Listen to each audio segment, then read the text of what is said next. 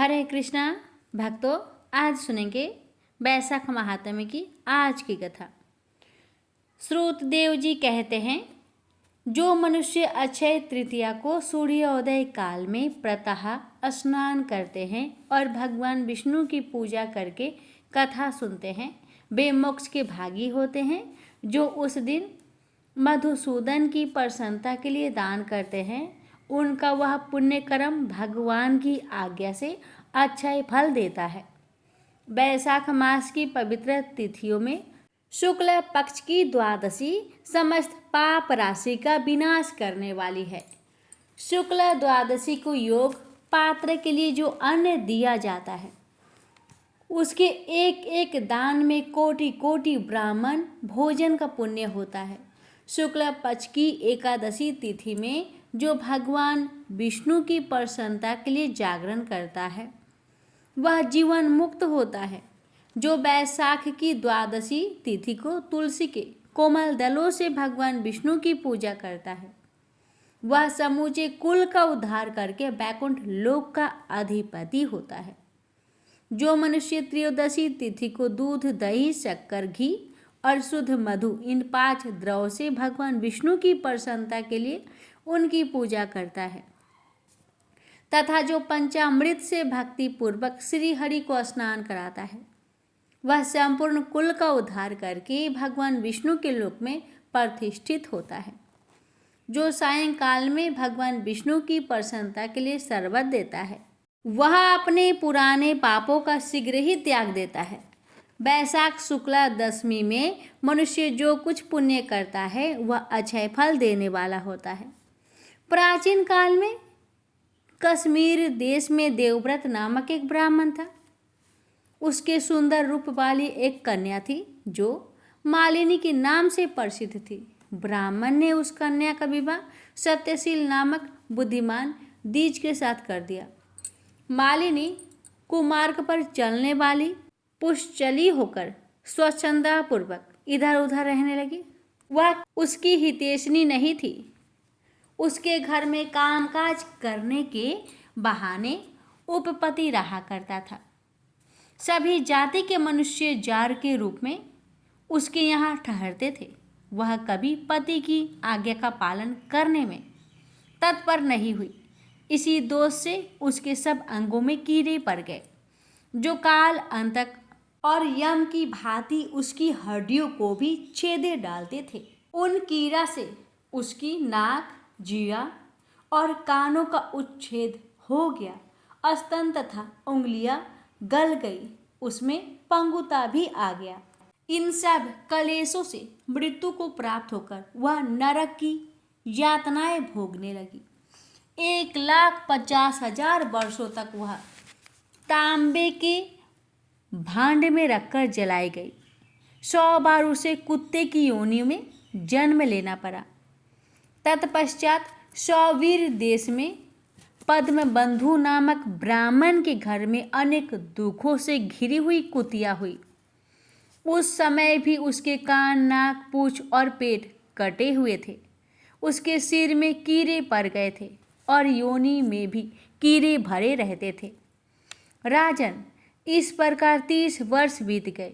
एक दिन बैसाख के शुक्ल पक्ष की द्वादशी तिथि को पद्मबंधु का पुत्र नदी में स्नान करके पवित्र हो भीगे वस्त्र से घर आया। उसने तुलसी जी की वेदी के पास जाकर अपने पैर धोए। देवयोग से वह कुतिया वेदी के नीचे सोई हुई थी। सूर्योदय से पहले का समय था। ब्राह्मण कुमार के चरणोदक से वह नहा गई और तत्काल उसके सारे पाप नष्ट हो गए। फिर तो उसी क्षण उसे अपने पूर्व जन्मों का स्मरण हो आया। पहले के कर्मों की याद आने से वह कुतिया तपस्वी के पास जाकर दीनता पूर्वक पुकारने लगी, हे मुने, हे मुनि, आप हमारी रक्षा करें। उसने पद्मबंधु मुनि के पुत्र से अपने पूर्व जन्म के दुराचार न पूर्ण वृत्तांत सुनाए और ये भी कहा कि हे ब्राह्मण, जो कोई भी दूसरी युवती पति के ऊपर वशीकरण का प्रयोग करती है, वह दुराचारिणी मेरी ही तरह तांबे के पात्र में पकाई जाती है। पति स्वामी है, पति गुरु है और पति उत्तम देवता है। साध्वी स्त्री उस पति का अपराध करके कैसे सुख पा सकती है? पति का अपराध करने वाली स्त्री सैकड़ों बार त्रियोगिनी पशु पंछियों की योनि में और अरबों बार कीड़ों की योनियों में जन्म लेती है। इसलिए स्त्रियों को सदैव अपने पति की आज्ञा पालन करनी चाहिए। ब्राह्मण, आज मैं आपकी दृष्टि के सम्मुख आई हूँ। यदि आप मेरा उद्धार नहीं करेंगे तो मुझे पुनः इसी यातनापूर्ण घृणित योनि का दर्शन करना पड़ेगा। अतः वृषभवर, मुझ पापचारिणी को वैशाख शुक्ल पक्ष में अपना पुण्य प्रदान करके उबार कीजिए। आपने जो पुण्य की वृद्धि करने वाली द्वादशी की है, उसमें स्नान, दान और अन्य भोजन करने से जो पुण्य हुआ है, उससे मुझे दुराचारिणी का भी उद्धार हो जाएगा। महाभाग, दीन वत्सल, मुझ दुखियों के प्रति दया कीजिए। आपके स्वामी जगदीश्वर जनार्दन दीनों के रक्षक है, उनके भक्त भी उन्हीं के समान होते हैं। दीन वत्सल, मैं आपके दरवाजे पर रहने वाली कुतिया हूँ। मुझ दीना के प्रति दया कीजिए, मेरा उद्धार कीजिए। अंत में मैं आप द्विजेंद्र को नमस्कार करती हूँ। उसका वचन सुनकर मुनि के पुत्र ने कहा, कुतिया, सब प्राणी अपने किए हुए कर्मों के ही सुख दुख स्वरूप फल भोगते हैं। जैसे सांपों को दिया हुआ सकरा मिश्रित दूध केवल विष की वृद्धि करता है, उसी प्रकार पीपों को दिया हुआ पुण्य उसके पापों में सहायक होता है। मुनि कुमार के ऐसा कहने पर कुतिया दुख में डूब गई और उसके पिता के पास जाकर अंतर स्वर में क्रोधन करती हुई बोली, पद बंधु बाबा, मैं तुम्हारे दरवाजे की कुतिया हूँ।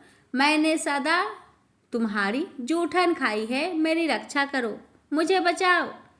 गृहस्थी महात्मा के घर पर जो पालतू जीव है, उनका उद्धार करना चाहिए। यह वेद बेताओं का मत है। चांडाल, कौवे, कुत्ते ये प्रतिदिन गृहस्थ के दिए हुए टुकड़े खाते हैं, अतः उनकी दया के पात्र है। जो अपने ही पाले हुए रोगादि से ग्रस्त एवं असमर्थ प्राणी का उद्धार नहीं करता, वह नरक में पड़ता है। यह विद्वानों का मत है। संसार की सृष्टि करने वाले भगवान विष्णु एक को कर्ता बनाकर स्वयं ही पत्नी, पुत्र आदि के व्यास से समस्त जंतुओं का पालन करते हैं। अतः अपने पोष्य वर्ग की रक्षा करनी चाहिए। यह भगवान की आज्ञा है। दयालु होने के कारण आप मेरा उद्धार कीजिए। दुख से आतुर हुई कुतिया की यह बात सुनकर घर में बैठा हुआ मुनिपुत्र तुरंत घर से बाहर निकला। इसी समय दयानिधान पद्म बंधु ने कुतिया से पूछा, यह क्या वृत्तांत है? तब पुत्र ने सब समाचार कह सुनाया। उसे सुनकर पद्म बंधु बोले, बेटा, तुमने कुतिया से ऐसा वचन क्यों कहा? साधु पुरुषों के मुख से ऐसी बात नहीं निकलती है। बस देखो तो सब लोग दूसरों का उपकार करने के लिए उद्धत रहते हैं। चंद्रमा, सूर्य, वायु, रात्रि, अग्नि, जल, चंदन, वृक्ष और साधु पुरुष सदा दूसरों की भलाई में लगे रहते हैं। दैत्य को महाबली जानकर महर्षि दधीची ने देवताओं का उपकार करने के लिए दयापूर्वक उन्हें अपने शरीर की हड्डी दे दी। महाभाग, पूर्व काल में राजा शिबी ने कबूतर के प्राण बचाने के लिए भूखे बाज को अपने शरीर का मांस दे दिया था। पहले इस पृथ्वी पर जिमुद्वाहन नामक राजा हो गए। उन्होंने ही एक सर्प का प्राण बचाने के लिए महात्मा गरुड़ को अपना जीवन समर्पित कर दिया था। इसलिए विद्वान ब्राह्मण को दयालु होना चाहिए। क्या इंद्रदेव शुद्ध स्थान में ही वर्षा करते हैं? अशुद्ध स्थान में जल नहीं बरसाते? क्या चंद्रमा चंडालों के घर में प्रकाश नहीं करते। अतः बार बार प्रार्थना करने वाली इस कुतिया का मैं अपने पुण्यों से उद्धार करूंगा। इस प्रकार पुत्र की मान्यता का निराकरण करके परम बुद्धिमान पद्म बंधु ने संकल्प किया, कुतिया ले, मैंने द्वादशी का महापुण्य तुझे दे दिया। ब्राह्मण के इतना कहते ही कुतिया ने सहसा अपने प्राचीन शरीर त्याग कर और दिव्य देह धारण कर दिव्य वस्त्र आभूषणों से विभूषित हो 10 दिशाओं को प्रकाशित करती हुई ब्राह्मण की आज्ञा ले स्वर्ग लोक को चली।